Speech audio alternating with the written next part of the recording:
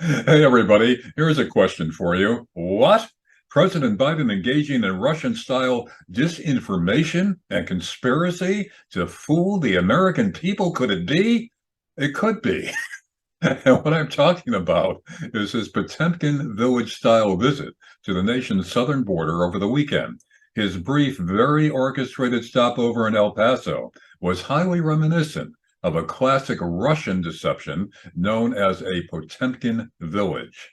Although the term is now broadly applied to various types of government sleights of hand and used by many nations, the original instance allegedly occurred back in 1787 when Russian minister Grigory Potemkin erected attractive facades to enhance appearances of worn-out Russian villages along the Dnieper River. He did this to impress the Russian Empress Catherine II. As her subordinate and lover, he wanted to assure her that he was doing a fine job in caring for her empire. Potemkin ordered crews to assemble fake villages for the Empress to view during an inspection cruise along the banks of the river. Now, after she passed by one village, the crews would quickly disassemble the facades and re-erect them in time to improve the appearance of the next village that she would see as the cruise continued. And there were even reports that the workmen would be ordered to dress up as prosperous and smiling inhabitants of the villages, creating an even rosier picture of Catherine's empire and her subjects.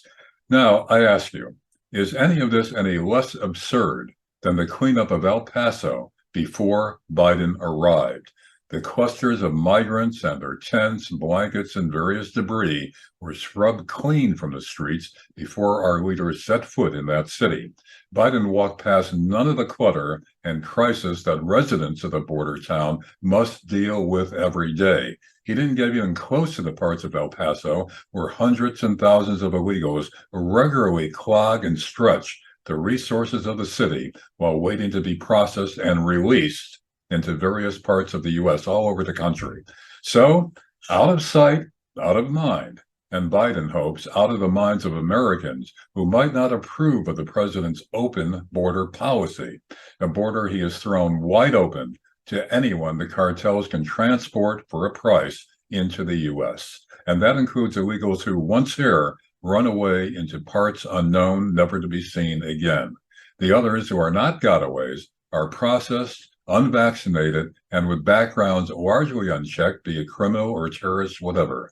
And then they are sent by plane or bus or other conveyance at taxpayers' expense, your expense, all over the country, south and north, east and west, unchecked, unvaccinated, and unchallenged.